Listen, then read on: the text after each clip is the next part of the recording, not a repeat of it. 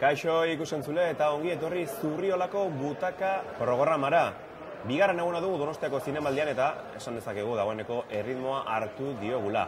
Atzo iritsi zen lehendabiziko izarra, Denzel Washington. Eguerdi aldera iritsi eta gauean jaso zuen Donostia saria.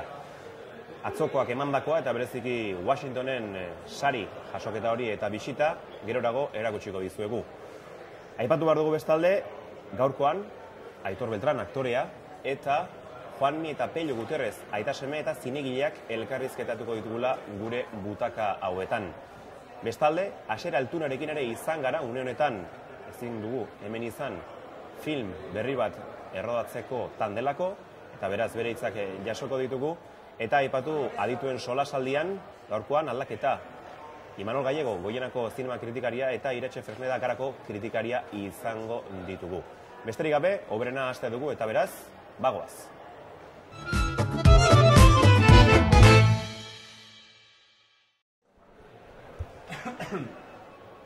Eta bueno, lehendabiziko elkarrizketa ere martxan jarriko dugu, lehendabiziko protagonista gurekin dugulako. Ez da inozoa inolaz ere eta bidea egina du pixkanaka zinemaren mundu benetan zail honetan.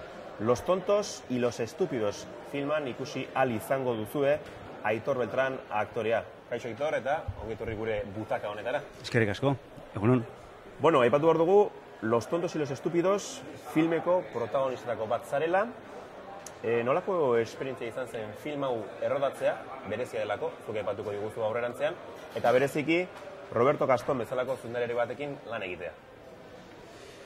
Bueno, bai, oso berezia izan zen, oso epe laburrean rodatutako pelikula bada, plato batetik atea gabe, pelikulak proposatzen duen estetika berezia ere bai, estenatoki marraztuekin, errealekin baino, alde hortetik oso berezia izan zen.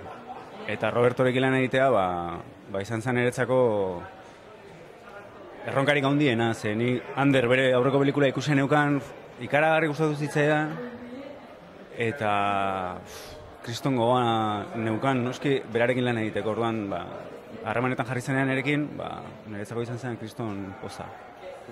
Miguel da, zure pertsonaia, okeraz bagaude, psikologoa da bera, ez du ezer gehiago aurreratuko. Nolako da Miguel, zeren pertsonaiak berez, neko berezia dira filmenetan? Bai, berezia dira eta aldi berean oso ezagutzeko errexak eta denak ezagutzen dugu Miguel bezalako norbait, o Mario bezalako lankide badukagu.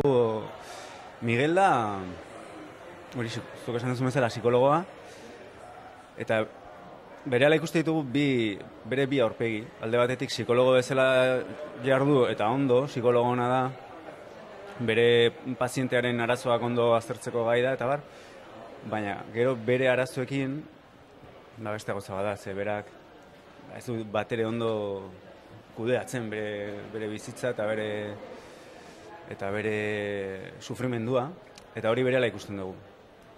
Bi alde horiek. Pertsonaiak garrantzitsua dira film honetan, aktoreak bezala, aktore diferente asko zaudete film honetan, aipatu behar dugu Jose Amengoetxe horietako bat dela, atzo gurean, zurelako butakan izan zela. Daukan kutsu berez horrekin pelikula honek, ez dugula gehiago aurreratuko, baina bat duela, aipatu duzu platoaren figura hori eta zuen lantokia edo zuen eremu hori. Nola molatu zineten aktoren artean, zeren oso aktoreen pelikula da? Alde hortatik, nik esango nuke beti bezala, esan nahi dut, formatoa beste erabatekoa zen, baina azken finean zu badaukazun zure gidoia, zure estena komplikatuak, errexagoak, eta alde hortatik, betiko zailtasun eta apuroekin, esan nahi dut, azken finean fikzioa dela, ez da beste erabatekoa izan, eta fikzioa sortzea beti da zaila. Kompromiso batean jarriko zaitu, zer moduz Bengoetxearekin, ondo molatu zu? Aspaldi zautzen dut, aspaldi, baina gaina harremana daukagu bestalde, oso ondo. Esango niztuke, hola jugosoagoa izategatik, improvisatzen jartzen gintuztenean, bera izaten zela pixka zirikatzailea, niri gustatzen zitzaidan gehiago, nire munduan geratu hor, rodatzen. Eta bera sartzen zizkizun konpromisoetan batzean, ba, adibidez, nola etorri zea? Ze, kotxean, bera bazekin, nola etorri? Kotxe berean, igual. Zitzen asko gustatzen. Berak sartutako eremuetan sartzea zitzen bate gustatzen. Bueno, nire jakin dugu, beraz. Okerez bagaude, filmen instrumentu bat jotzen duzu, Bai. eta familiti datorkizu musika zaletasuna, hori ere ezin dugu ezkutatu, ez? Karo, alerantziz. Bai, akordeia jotzet pelikulan. Eta kasualidadea bada ere, azkeneko 3-4 lanetan, aktore lanetan, akordeia jo izan dut. Hori urtatu zait. Antzerkian ere. Antzerkian ere, hori da, beste pelikula batean ere, dana urte berean gainea, bai, modan jarri zen. Zure bukean igual jarriko du hainbat instrumentu jotzen dituzula, ez? Ba, uste, ez. Baina, ba, gauza, bai, hori da, batek ikusitzean, besteak ere nahi zuen dela, eta azkeneako ja pentsatun, aberroin, gertatuko dan, izatea akordeia jotzen duen aktorea bihurtzea, ez nuen nahi. Atzo ez genuen gehiagik sakondu aspektu batean, eta da, film honek baduela ez antzekotasuna, baina agian kutsu bat Lars von Trierren Dogvillena badu urrunete begiratuta, baina baduela, batez ere estenografia baina berdintasuna baino ezberdintasunak. Zertan dira ezberdinak, jendeak ere jakin dezan diferenta dela. Beira, Robertori zuzendariari itzai oso gustatzen von Trierren filmarekin alderatzea pelikula dago, baina egia da, estetik aldetik, plato batean egina dagoela, nolabait kaja beltz batean gertatzen dela dena, eta bar. Baina badaude beste pelikula batzuk, nun aktore talde bat ikusten dugun gidoi bat prestatzen eta fikzioa pixkanaka agertzen hasten den, adibidez, Louis Maleren Bania 42. kalean, eta Tabianian haien azken adibidez.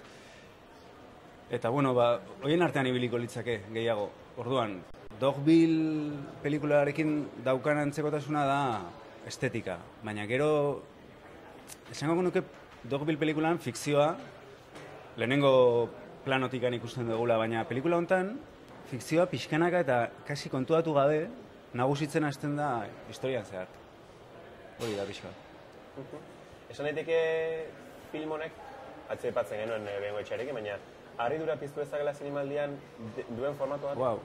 Bai, pentsatzen dut, egia esan ez dakit, oraindik ez inorekin hitz egin, hola filma ikusi duen inorekin, baina bai, ziur nago.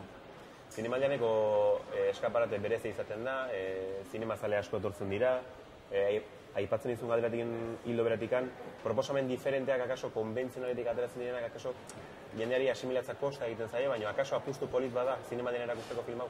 Nik esango nuke bai ez, gaina, niri ez zait asko gustatzen filmei buruz hitz egiterako orduan batzutan esaten da film hau da oso festival filma bat, o zurea jo ez zendo dago, baina da festivaletako filma bat, nahi ze bat gustatzen hori. Filma ona bada ona da, eta festivaletik kanpo ere jendeak ikus dezake, bai.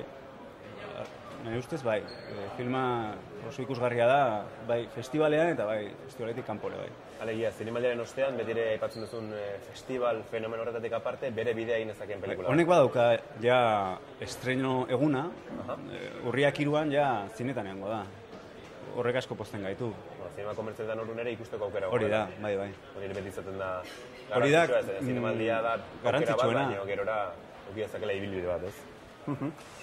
Pixka plano personalera pasako gara, zeren ikusten ditugu film honetan, eta galetu behar izugu baita ere, ea une honetan zertan zabiltzan lanean, eta nola dioan bizitza... Ez, begira, une honetan, alde batetik, nik filme txiki bat ekoiztu dut, beste lagun batzuekin, etika izenburua daukana, eta hain justu festivalean ekoizpen bila gabiltza, finantziazio bila, eta horretan ibiliko naiz ere festivalean.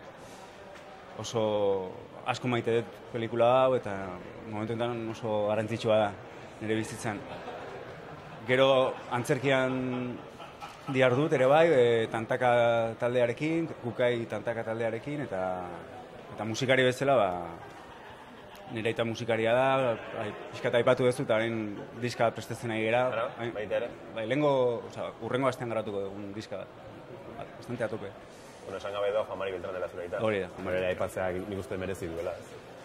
Beraz, orduan proiektu desen dituzu irikita, eta aipatu behar nizun, zinemaldian ez zaude bakarrikan zerbait aurkezteko, baizik eta ikusle bezala ere badakit bazabiltzala, filmak ikusten. Eta horretaz aparte ere bai, zinemaldiak ematen duen foro horretan parte hartzen alegia, finantzazio horren bila, eta... Bai. Ertz asko dira zinemaldian jorratzeko. Bai, a ber, aitortuko dizut, oso zakina naizela, alderdi horretan, ni orain arte naiz ekoizle izan, baina bueno, kontua da pelikula egina dagoela eta bueno, lortu dugula. Orain horretan gaude, a ber ze lortzen dugun. Bueno, beste galdera simple bat inbarra dizut, baina nik uste akaso gustuko izan dezakezuna. Aktore izanik, zinemaldi honetan bereziki pasako diren zein zuzendarirekin lan egingo zenuke gustuta? Begira, egia esango dizut, nola aurtengo zinemaldian bi pelikula bekin nabilen, ez dira kasu handirik egin programazioari, baina pentsatu gabe esango nizuke Goenaga eta Garañorekin, bere filmak asko urtean zaizkit, eta ez da etxekoa dialako, ikustu zuritzeak egin lan egitea.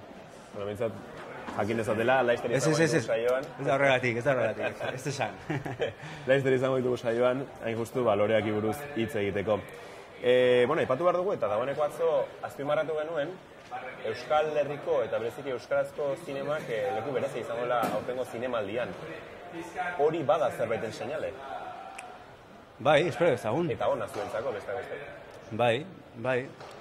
Baina, bista pixkatatzea botatzen badugu, azken urteetan ere egon da, ez da? Osea, bueno, egon izan naiz beste pelikula batzukin euskeraz ere bai, egia da aurtengoa, topea dela, ez? Osea, sekzio ofizialean bi, euskeraz biak, beste bi sekzio ofizialetik kanpo orduan. Bai, ez dakit, itxaropen txu egoteko modukoan. Loreak ikusi duzu? Ez dut ikusi, ez. Ikusteko asmoa bai? Bai. Ez festivalean, festivaletik kanpo ikusiko. Eta Lasota Zabala berdin? Lasota Zabala berdin, bai. Aipatu dituzunez bi euskarazko film horiek. Bai, hori da. Bestaldea, bueno. Bai. Beti ikusten ditut, saiatzen naiz ikusten euskal filma. Besterik ez, bukatuko dugu esanez, etika dela proiektu garrantzitsu hori, momentuan eskuartan duzuna, eta ez dakit, datorren urtean, edo menditi urte barru, edo bentsat aukera duzunen errodatu eta aurkezteko, izango da parada zurekin hitz egin eta... Errodatuta dago, Errodatuta dagoeneko. Bai, falta zaigu azkeneko bultzatxoa.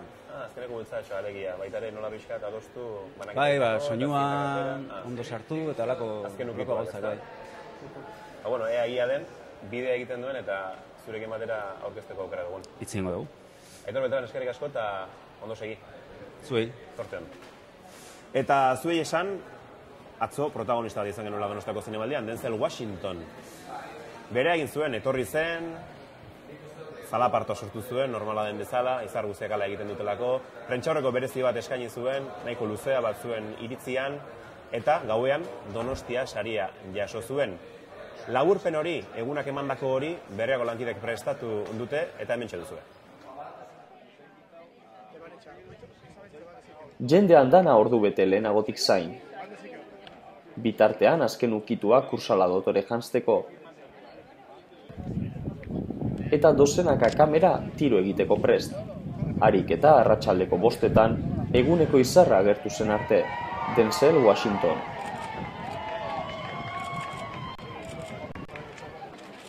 Ondoan Equalizer filmeko zuzendari Antoine Fuqua.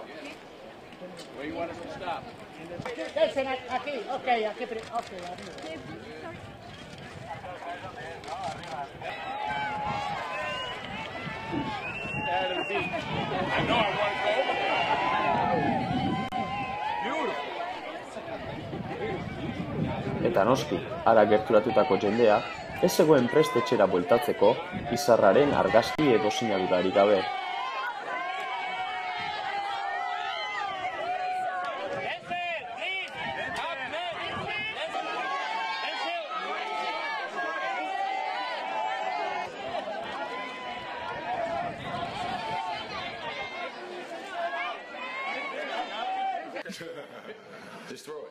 Washington umoretsua saldu zen prentsaurrekora, eta opariren bat edo beste ere jaso zuen zaleen eskuetatik.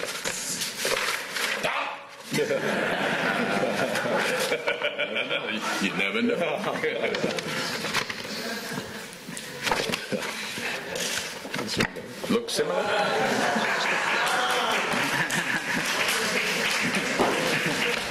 Prentsaurrekoan antzerkiak bere bizitzan izan duen garrantzia zitzen dizuen aktoreak. My children are older now, so now I've gone back to doing theater, which is actually my first love, not film. My first love is theater, always has been. That's where I was trained. That's where I started my career.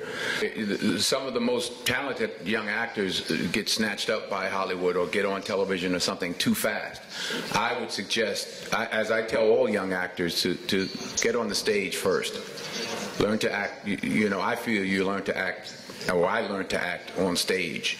Usted está hablando de que su primer gran amor en el mundo de la interpretación es el teatro. ¿Qué le aporta al teatro que no lo hace el cine y al revés? Muchas gracias. The audience. The audience. A film too. The last part of a play or the last part of an idea for a play or a screenplay is the audience. That's the last element. That's when a play is complete. That's when a film is complete, when people see it and react to it and say whatever they say about it. In the theater, you get that response, that energy every night. In a film, while you are all watching the film, I might have been brushing my teeth or flying on a plane. So I don't get that live experience, that live energy. It's not to say it's selfish, but in the theater, I mean, I'm there to perform for you, but I get back so much from you. And you can't duplicate that in film. When I started acting in the 70s, they were making movies like Taxi Driver. So the actors that I really didn't think much about Hollywood. I was thinking more that maybe one day I would, be on Broadway or do really good theater, which I've been blessed to do. But the films that I was looking at that time were films like by Dustin Hoffman or Pacino or De Niro, and they weren't really Hollywood films. They were more New York movies, so that was more where my head was at that time. So I'd say not even just the movies, but the performances in the movies influenced me, to do my best. A nosotros nos gustaría saber cuáles son tus 3 películas referentes y qué más te han guiado, digamos.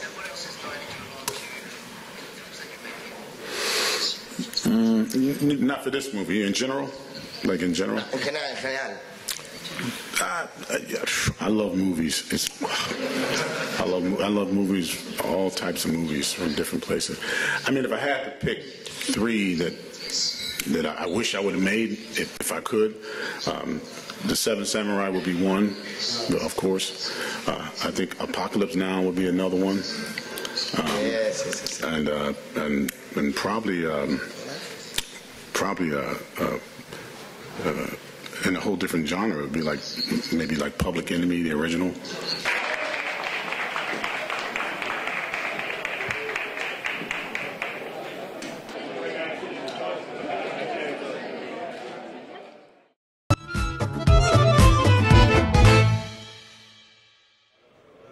Zinemaldian lekua egitea oso zaila da, baina azken urtetan Zazpiter ekoiztetxeak bere lekua egin duela agerikoa da.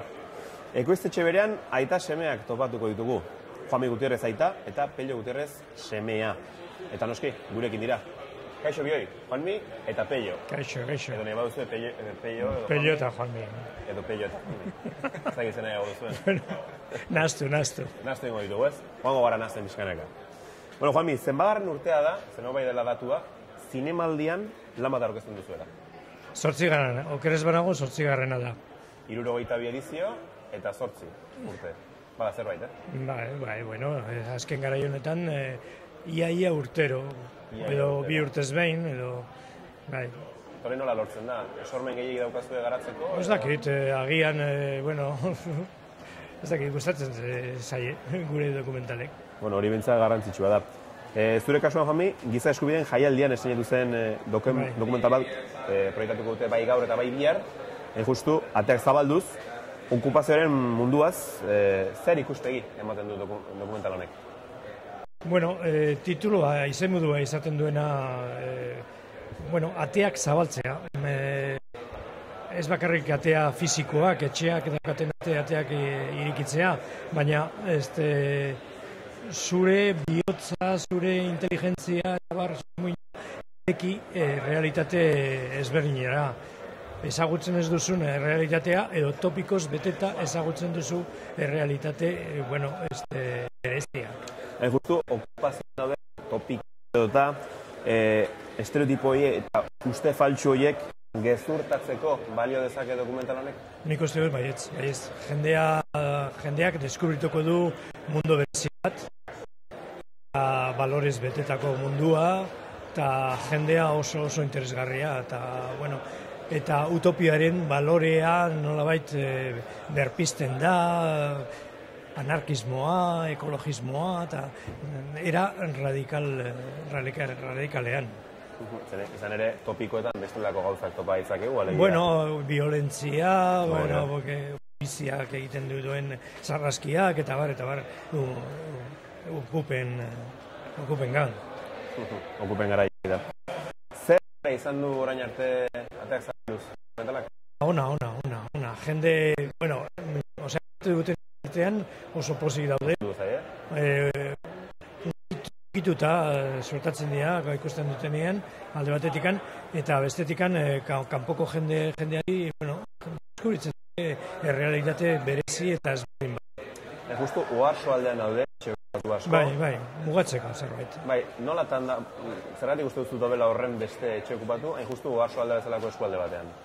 Ez dakit, soziologia aldetikan ez dakit ze arrazoiengatik, baina, bai Lezo eta Oiartzunen bi herri hauetan bakarrik, 6 etxe okupa aurkitu nituen. Hori bada seinale bat, eta tira, aipatu behar dugu ateak zabalduz izeneko dokumental honetan, okupazioaren eta etxe okupatuen bizitza horiek nola diren ikusali izango duzuela. Aipatu bezala gaur, eta bihar. Orain, semearekin goaz. Aitari semera. Helio, bueno, zuk dokumentalean lagundu zenion, aitari, nola bai? Bai, egia esan nahiko libreki egiten ditu aita dokumentalak, Bera badoa bere kamerarekin eta bere gauzak egiten ditu. Gauza teknikoetan eta horrela, ni sartzen ez gehiago, konpoketa teknikoak egiteko, baina. Baina egia da zuk, etxe okupatuan bizi diren hainbat pertsona bai ezagutzen zenituela, zentzu horretan bai lagundu diozu hurbiltzeko etxe horietara. Zuk zeuk, okupazioaren mugimendu hori eta dokumentala jasotzuna eta berez erreala dena, horren inguruan ze irakurketa egiten duzu gaur egungo jendartea ikusita? Nik ikuste dut, eta igual pelikula honek ere frogatzen du, okupa mugimendua geroz eta gizarteratuagoa dagoela, ez? Beti, igual bain dela urte batzuk, asko ze margenetan ibiltzen zen, eta gaur egun asko ze onartuagoa da, eta badoa aurrera onartzen, okupazioa ez dela gauza marginal bat, baizik eta da, gire gizarteak dituen arazoei alde egiteko modu bat edo, ez? Eta zure aipatu duzun hori, nolaiteko ezaugarri marginal hori edo, benetan bada deigarria zinemaldiak halako gai bati tartea eskaintzea, ezta? Bai, egia esan, giza eskubideen zinemaldian hartu zutenean logikoa iruditzen zitzaigun, ze hor kontestu hortan normalagoa da, baina hemen zinemaldia hundian edo esan dezakegu, egia da pixka kuriosoa dela, baina ikusten denez gustatu zaie filma eta aukeratu dute. Aitari lagundu zenion, baina zuere ibiltzen zara endredatzen, eta kasu honetan Txipironesen Sutinta, film edo pelikula laburra prestatu zenuen, okorrez banago gaur eskaintzen da, eta ez dakit kontatu pixka bat zertan gehiagik gabe, oso pikola izan arren, gehiagik gabe zer kontatzen den. Hor, kontatzeko dagoen lehenengo gauza, hemen aita eta semea baldin badago, Txipironesen Sutinta egin dago nire osabarekin, hau da aitaren anaiarekin, hau da dana familian egin dugu aurten. Xabi Gutierrez.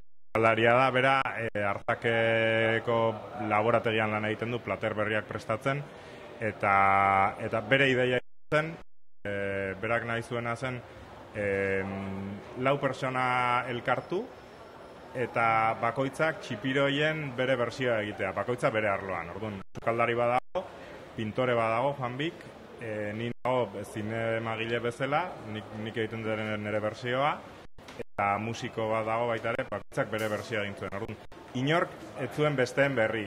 hau egiterakoan. Bakoitzak egin zuen bere bersioa, nik bai egon nintzen prozesu guztietan, prozesu guztiak grabatu nituen, bai sukaldariarena eta bai pintorearena, musikoak bere musika egin zuen irudirik ikusi gabe, eta gero danak batu ditugu, korto txiki batean, 6 minutuko korto txiki batean. Hor, galdera garrantzitsua daukat, zeinek jan zituen txipiroiak?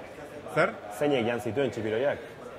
Azkenan guk jangen dituen, bai sukaldariak eta ez, egun hartan etzen etorri ez.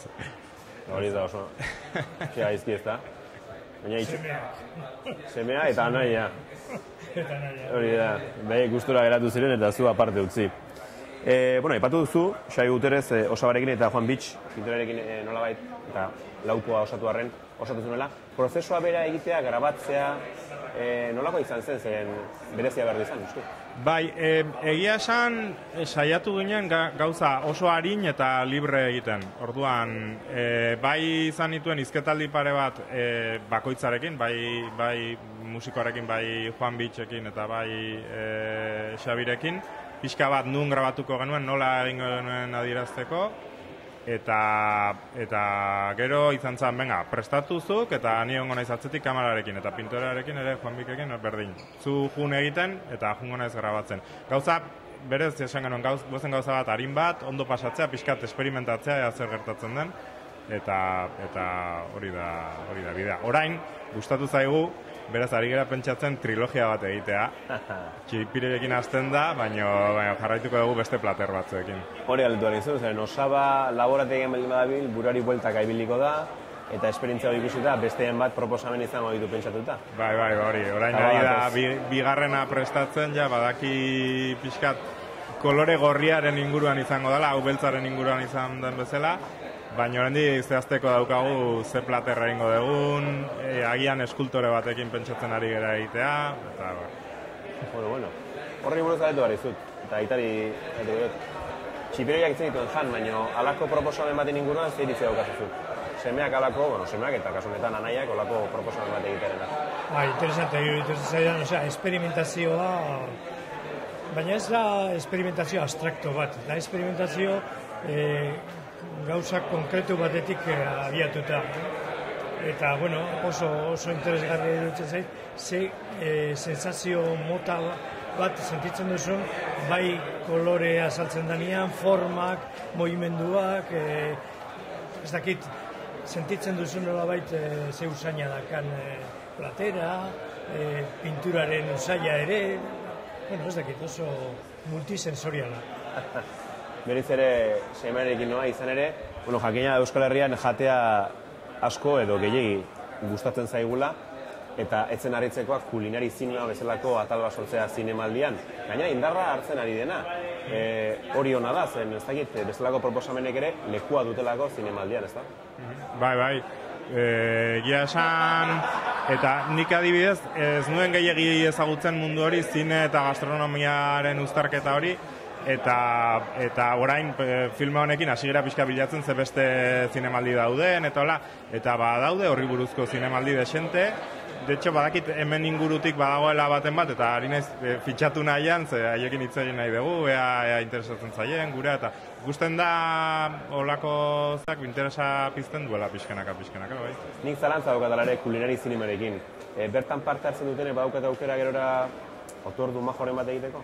Guri lortu dugu, ez da erresa, ze hasieran ukatu ziguten, baina lortu dugu, ze astelenean bada proiekzioak, Jafaria, sukaldari sueko batek egiten du, ez dakit izena orantxe, baina eta bi gonbidapen lortu ditugu, eta Osabatan joango geha. Berriz ere? Hano geratzen daita?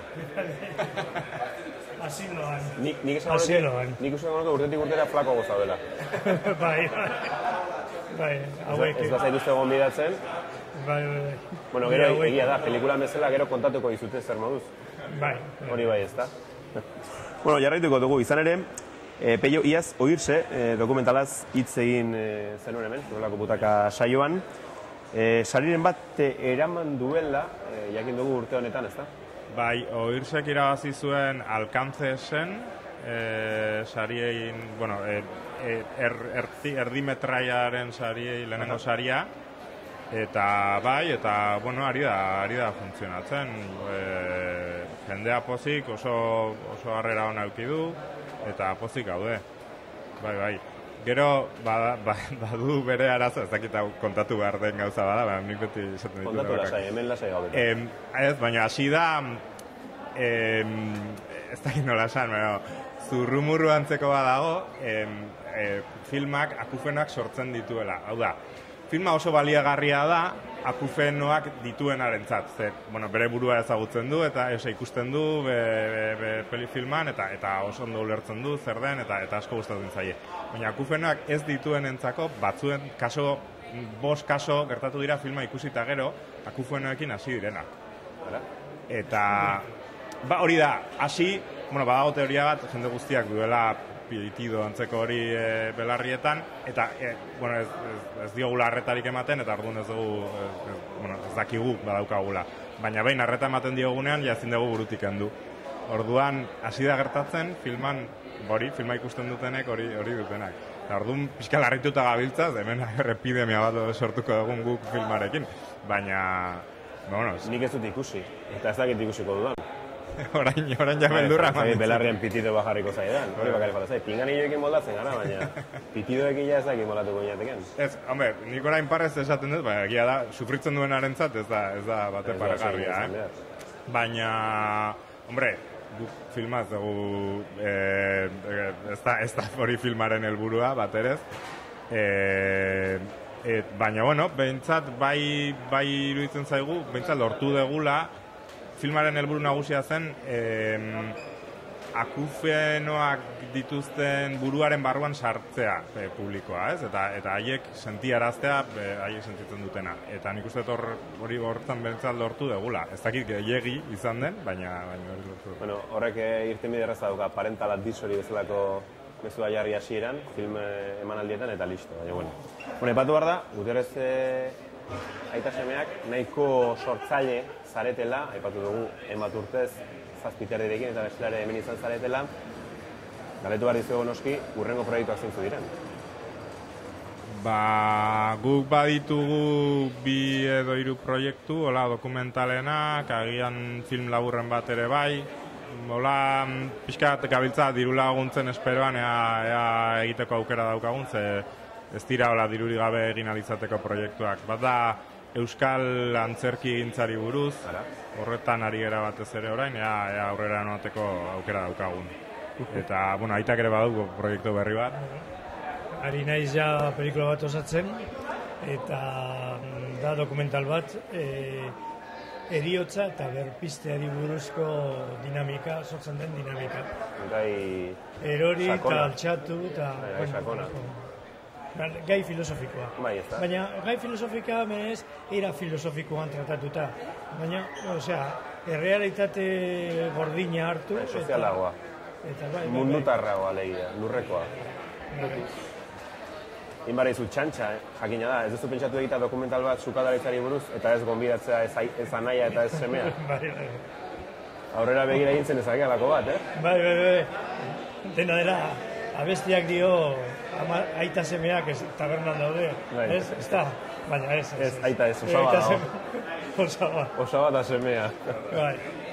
Baita ere, bukatzaldera jakina da zuek oso zinemazaleak zaretela, eta zinemaldian ez bakarrik zuen lanak aurkezen, baizik eta filmak ikusten ibiltzen zaretela, gainera ikusten zituztegu, askotan elkarrekin, batetik bestera, filmak ikusten. Zuk zorai daipatu didazu elkarrizketaren hasieran, orain aukera dakazula filmak gehiago ikusteko, ezta? Bi hartik aurrera ikusiko dut 5 filmak. Baina zergatik? Aldoro esateko, ez egiteko, ez egiteko. Esan diazu jubilatu azarelako, Bai, hori. Hori arrazoia denbora, zergatik denbora daukat. Hori da, ez? Jubilazioa. Jubilazioak bere abantaila dauzka, orduan. Bizitzaren azken batean gara iba. Alde batetik latzena eta bestetik ongarriena. Gozatzeko garaia. Semeari ere galetuko diogu, zinemaldian ze plan edo asmo dituzuen filmei begira? Bai, ni normalan ere bai izaten naizola film asko ikustekoa zinemaldian, baina aurten lan desente daukagu, eta hortxe biliko naiz, gau ez igual lortzen filmetara ikusten, eta ze bestela ez da erresa eukiko. Bueno, saiatuko, beti dago denbora zeuze ikusteko. Labur, bereziki baduzu baten bat apuntatuta, ez den asail ofizialekoa, eta bar, baduzu baten bat ola? Nik, rekomendaziotxo bat emango ez. Badago filma bat, ekialdeko zikloan, Hakel deitzen dana, da Hungariakoa, eta oain dela, ez dakitzen bat urte, hemen eman zen zinemaldian, nik ikusi nuen nola jakingabe zertzen, eta ikaragarri gustatu zitzaidan. Eta badaukat pentsatua berriz ikustekoa, ze oso filme kuriosoa da, joku bat bezalakoa da. Historia bat kontatzen da, badago historia bat, baina dena kontatzen da plano detaileen bidez, orduan eskuak ikusten dira bakarrik, oinak, eta publikoak asmatu egin behar du zer gertatzen den. Hori da pixka bat. Eta bada trama beltz bat bezala horratzean, baina ez dago agerian, eta junbertzera ikusten dezuna lotzen, asmatu arte zer gertatzen den filman. Puzle bat bezala. Bai, hori da. Eta berezik izuk, Juani, baduzu dokumentalen bat edo ikusteko gogoa, komentatzeko? Ni komentatuko dut, ez da estrenaldia, ja ikusita batzuk ikusita daukate, baina da Notas en Movimiento. Oskar Tejedorrek egin zuen ikerketa bat, balet talde bat inguruan. Eta zortxo da gomendioak Hungariara jakear eta Notas en Movimiento. Notas en Movimiento. Oso ondo, agurtu behar zaituztegun, baduzue pintxo bat jatera joan, nik uste semea gonbiatuko zaituela, orain bai. Gaske baietz. Orain baietz. Eta esan hori dena, ondo aurkeztu beharrekoa eta gozatu zinemaldiez alduzuena bintzat. Eskerrik asko biei, ondo segi. Zuei. Eta noski, guk ere aurrera jarraitu behar dugu. Batzuetan ez da posible sortzailea gurera ekartzea eta beraz gu joan behar gara beraien gana. Kasunetan, San Pedrora joan gara, bertan egin dugu hitzordua Asier Altuna zinegilearekin.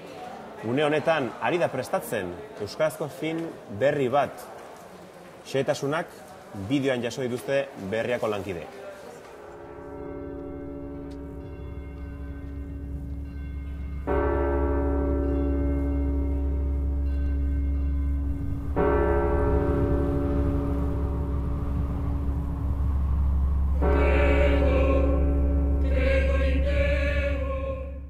Bueno, Soroa film laburra sortu zen Oteitzaren Existe Dios al Noroeste liburutik poema bat oso berezia irakurri nun. Poema honek kosetxa enfitero dauk izena. Eta bertan sortu gaten irudi bat, ez? Kriston irudi oso potentia. Eta, beti esaten irudia honekin zehozein inbiadot, eta, urte askoan egon zen ere inguruan bueltaka, eta momentu baten, erabakin eban, Soroa laburmetraia egiteaz. Azkenean, irudi potente horri, egin otzan inguruan narrazioa bat sortu, ez? Irudia da, Soro batean gertatzen da, Soro oso lehorrian, oso zikua gogorra, ez? Eta, aukeratu neban bardenetan rodatzea, ez? Korto bestet egin erantzunak sortzeko, ez? Askotan galderak egiten dituen korto bada. Eta, hor dare, gai ezberdinak, ez? Alde batetik dago, natura eta natura dakan dramatismoa, bai aizearekin, edo guzkiarekin, edo uri jasa batekin, edo truimoi batekin, horre dramatismoa sortzen da, eta narrazioa dago. Eta, azken finean, baita, jolasten dut, kredoarekin, ez?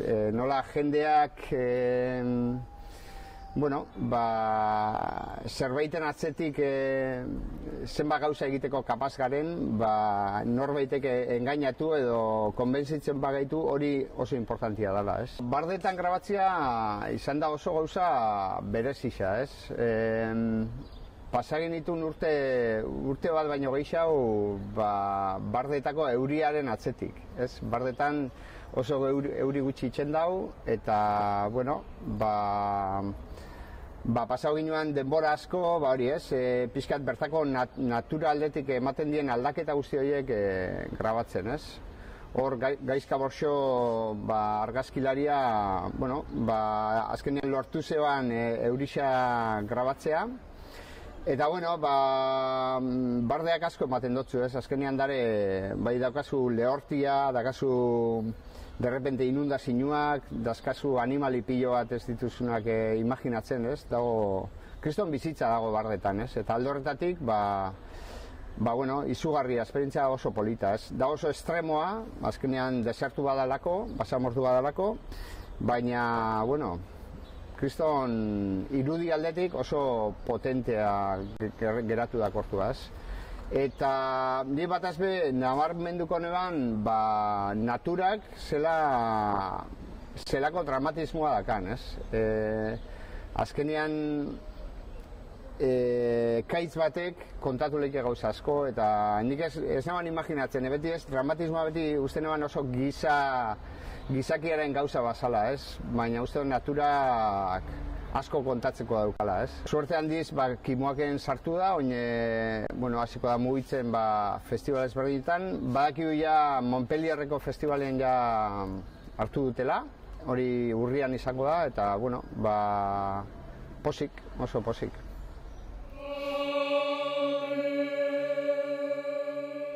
Ontxe bertan nago pelikula luze batekin eskuartian, hemendik hilabetera grabatuko ditugu 5 aste, Arresil eta Aldatzen, Naparroan. Eta, oso gogotsu nago pelikula honekin, oso aspalditik lantzen ari naizen historia bat dalako. Eta, bertan baserri batean kokatzen den belaunaldien arteko gatazka bat kontatzen da, oso modu poetikoan, eta, ontxe bertan rodajea prestatzen ari geha.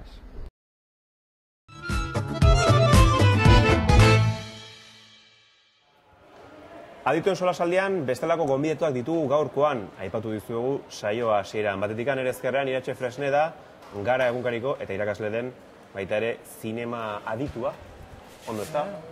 Nahi baldin baduzu horrela nire definizioa egin. Ez da oso arraroa, ez? Ez da oso arraroa, nahiko arrunta izaten da.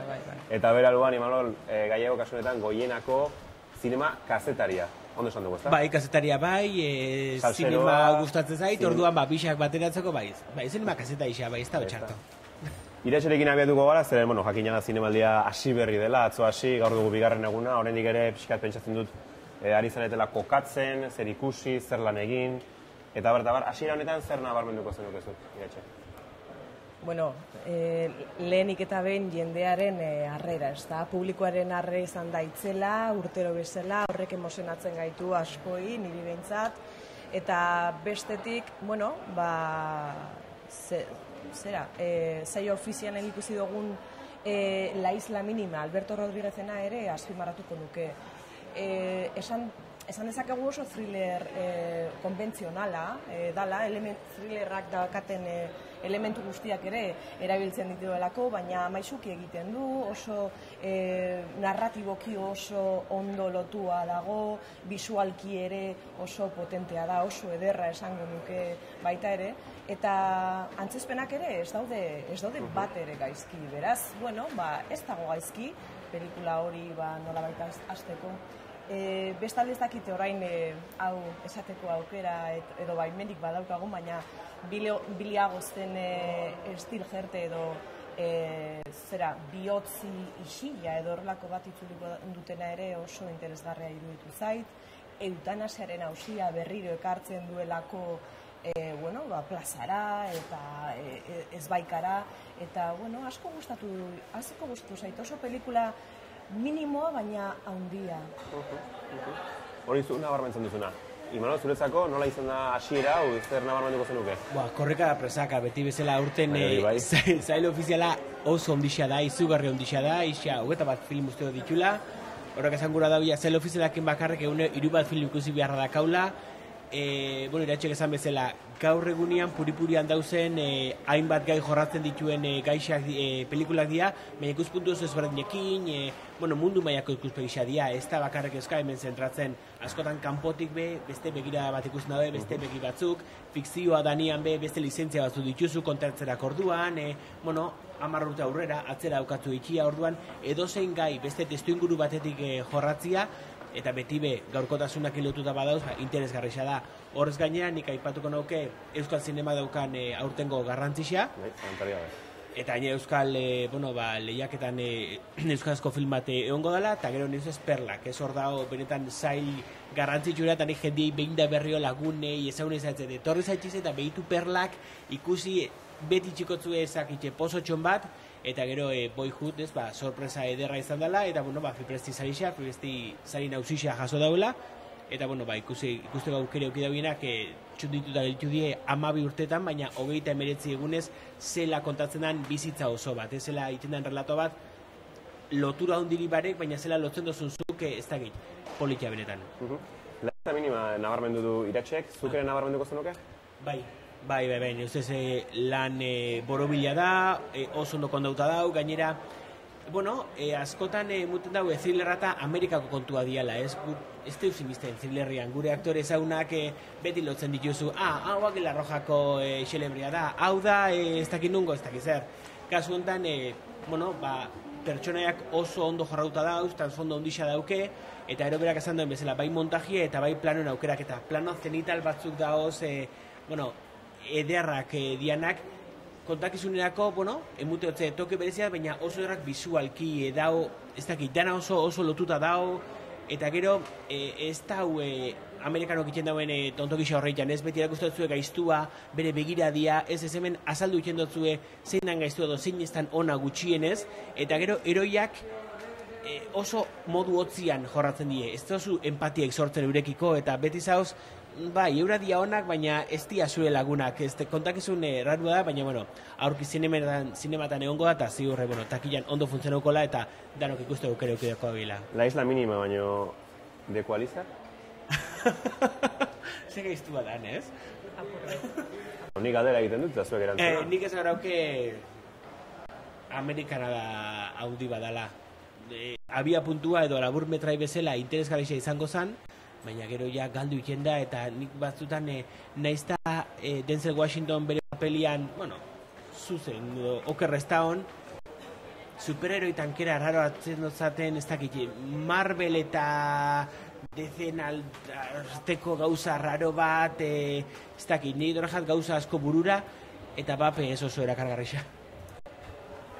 Komplikatua da erantzutea, baina inbatean nahiko ados nago. Batzutan ematen zidan bertan zinemaretoan nengonean pelikula ikusten, esaten nuen hau kultoko pelikula bihurtuko da.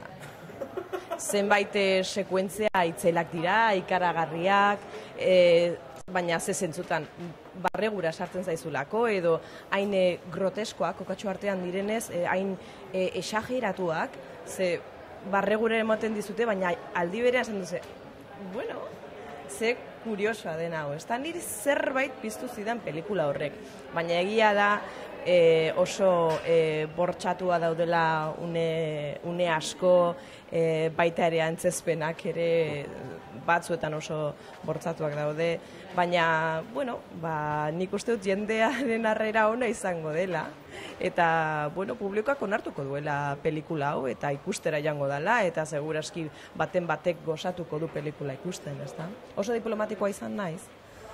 Bai. Aipatu behar dugu protagonista lehendabiziko Donostia saria dela, Denzel Washington, eta okerrezanago agian laster berarekin izango zara.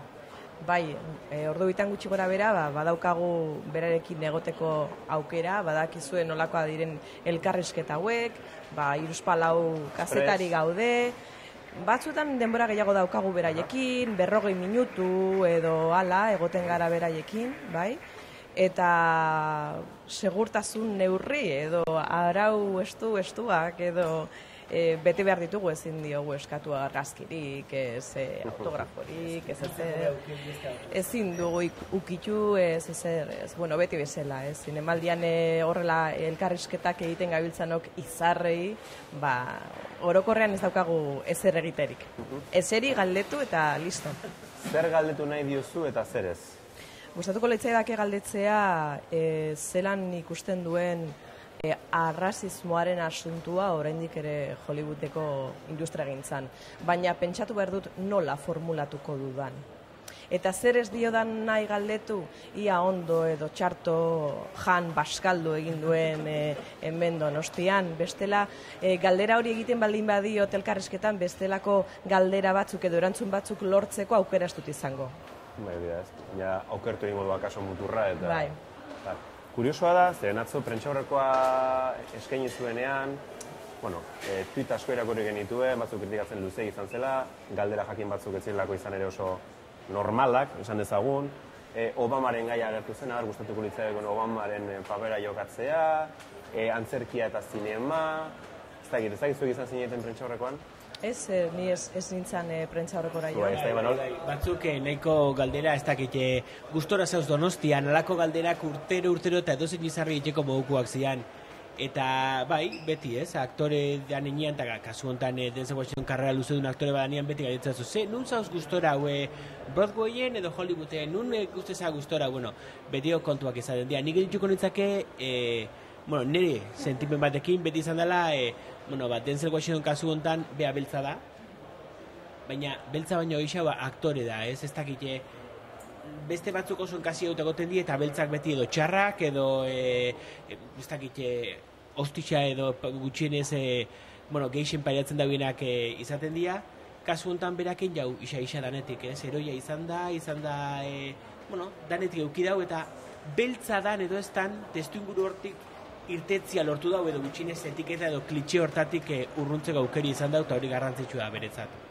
Eta atiak zabuldu ditulako, Zinemaldian pixka da aurrera egingo dugu, sail ofizialean, bestelako sailetan, labur azalduta, Imanol, badira film batzuk seinalatu dituzunak eta esan, hau ikusi nahi dut eta ze gertatzen den. Ez detekarra nik planina motxilan daka eta 57 film daka seinalauta.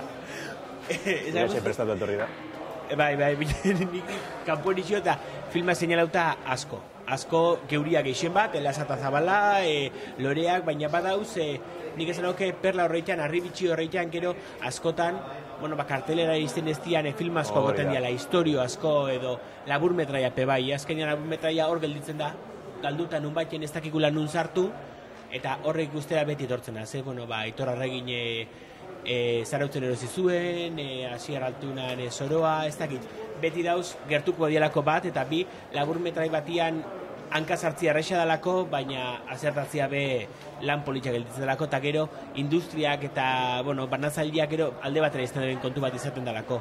Horre pai eta gero geuriak, eta baita, egongo dian beste hainbat film, baina izena galdeketan bostazuta ordua, zailak gogoratzean 40 piku film horreitan nun egon zen denbora bakoitzean. Hor badu galdera bat, aisealdiarekin gehiago lotuta daudenez, Sabas Zinema eta Kulinari Zinemako baten batera puntuta daukazu? Ez dut gezurrak esango, ez dauka denboraik, tokoko jatakazo zerbait, ze ustez Orlando Bloom etortzekua da, horrek esan gura dau, folklore pixkat behar jaso bihar dala, hau azkenian erosketa eta saltzeko toki bada, filma ikusteko, baina folkloria behor da, Eta, Orlando Bloom etortzen bada, zezurrumuruak hor dauz, eta beti dauz, George Clooney ez da etorreko, baina Orlando Bloom itxuraz bai, eta Sabatxekin dator, hortaz, akaso bere filma, ikusi biharko deu, edo deatu gutxienez. Iratxe, zure txanda, zuek ere ikusteko gehiegi ziurrenek dituzu, baina denak izango dituzu ikusi. Beraz, ikusi behar dituzen horietatikan, bereziki baten batola seinalatuko zenuke? Nik Eskandinaviako pelikulak ikustera etorri naiz batez ere, eta hori izango da nire arrantzatokia, ezta? Eta horri bilkonaz hori izango da nire itsasoa, eta gero bestetik, saiatuko naiz, Esther Promise delako retrospektiba horretatik zerbait ikusi ere bai, alegina egingo dut, eta behar bada pelikula batzuk barriro ikusiko ditut. Hori bada zerbait, hori seinale hona da, zinema ditu batek berriro ikusten baldin badu filmenen bat, hori apuntatzekoa, ez dut esango zein, baina bai itzeneko nuke zurekin bereziki Perlak sailari buruz, zeren bertan emango diren hainbat film, dagoeneko ja ikusi duzu beste gehialdi batzuetan, eta bereziki hemen bi ditut apuntatuta, Still the Water eta The Threat. Bi horiek, bai, besterik ere gomendatuko zenuke? Bai, noski, Sebastião Salgadoren zinemagintzaren inguru Wim Wenders eta Sebastião Salgado beraren semeak egindako dokumentala zinez ederra da, oso gomendagarria eta nik uste dut ikusi beharreko bat, ezta? Aurten ezin zaie eskapatu ikuslei. Daukatzeko galduko izuet Euskal Herriko zinemagintzari dagokionez, aipatu dugu protagonista dela, garrantzitsua dela aurten, bereziki bi titulo edo bi filme nabarmentzen dira, ez? Batetik Loreak, Goena eta Garañorena, eta bestetik Lasa eta Zabala, Pablo Malorena. Zuen hitzetan, zer espero duzue film horiengatik, eta zer espero duzue eragita film horiek ikusleengan?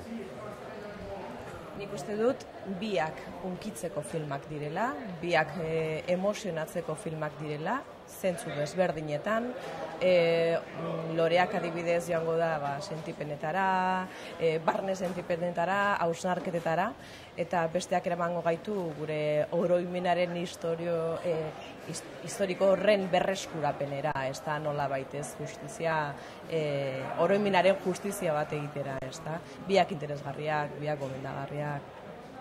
Zer ustez, Manol? Antzera, ez, azkenian bat ondion, afleko asko ditun historia bat kontatzen dau, Lasa eta Zabalan inguruan, eta bestia ator, intriga, sentipena, apurtxo bat, nahi ustez, austera, oin arte muten dau, dakigula komedia alako harintxuak egiten, dakigula bestak egiten, montaje arraruak egiten, dakigula ez dakik gure folkloria beste modu batean saltzen, baina Euskalduna be bagara gai beste gauza asko iteko, beste historio batzuk kontatzeko, eta Loreak, klitxe horrekin bezatik ez aportu, ez? Ezka bakarreka aurreskua eta beste kontu batzutara kontatzeko gai, baizik eta beste ameka gauza. Beste zinema moda egiteko aukera ere badugula euskara zalegia. Imanol Gallego, Iratxe Fresneda, animo, karrera luzea da, eta ez dut ondo entrenatuta egongo zaretela, eta ondo iritsiko zaretela bukaerara. Helmu gara bintzat. Bai, hasi berriak gara oraintxe, baina hasi berriak ez gara zinemaldi honetan, beraz, eskarmentu daukagu nahikoa. Ala eta ben mingaina kanpoan iritsiko ga, Bai, seguru. Seguru, eta burua lertzeak. Eskerrik asko bioi, lasai gelitu hemen, zeren dagoeneko saioari bukaera ematera goazelako. Hain justu, hori bai, bukatu aurrez, aipatu, etzi jakingo dugula, astelenez, Kontseiluaren euskarazko film laburren irabazleak zeintzuk diren. Horren berri noski zurelako butakan eskainiko dizuegu. Eta noski dagoeneko ja mozteko gure gaurko saioarekin aipatu behar dugu, beti dugula gomendio bat, ez? Zinemaldi honetan ikusiko diren hainbat film ere guk gomendatu nahi ditugu. Bereziki gure zuzendari Urtzi, baina bestelare gomendatu nahi ditugu. Gaurkoan hautatu duguna Xabier Dolan kanadiarraren Momi pelikula da, eta hain justu Perlak saian topatuko duzue, eta esan Canesen epaimaiaren sari berezia jaso zuela. Filmaren trailerekin bagoaz, baina lasai astelenean itzuliko garelako. Izan ondo, eta astelen arte. Écoutez, Diane, j'en ai vu et j'en vois des jeunes passer ici. On en réchappe quelques-uns et puis on se résigne à perdre les autres. La pire chose qu'on puisse faire à un enfant malade, c'est se croire ou le croire invincible. C'est pas parce qu'on aime quelqu'un qu'on peut le sauver. L'amour a rien à voir là-dedans. Malheureusement. Les sceptiques seront confondus. Hey, où c'est qu'on vit à ce temps? Saint-Hubert, proche de la 116. Je vais te renligner solide, moi, tu vas voir. Moi, te faire l'école à la maison, tant que tu repognes le billet de l'école normale.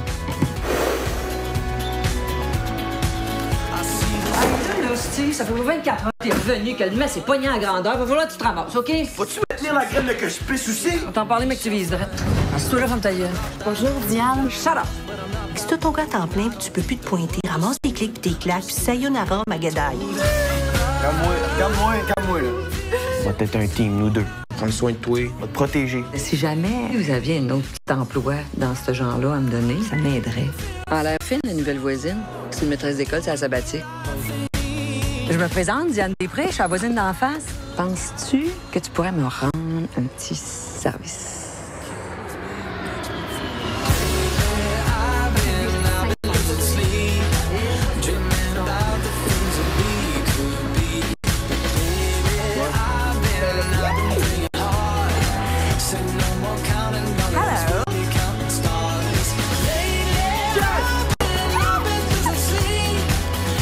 merci, Ayla.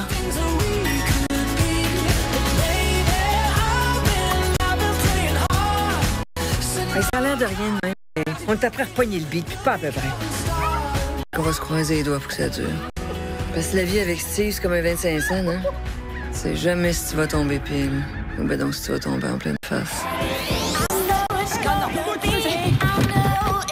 Steve, c'est un violent.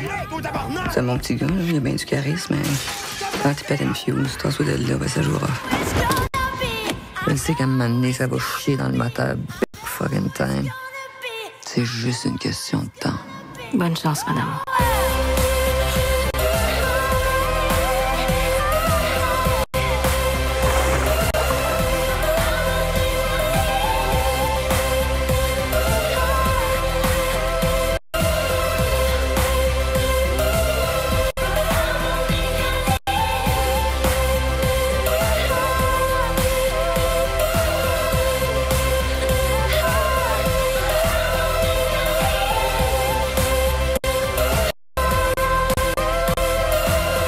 Depuis moi, on sait encore, hein? Mon Dieu, c'est qu'on fait mieux, mon homme.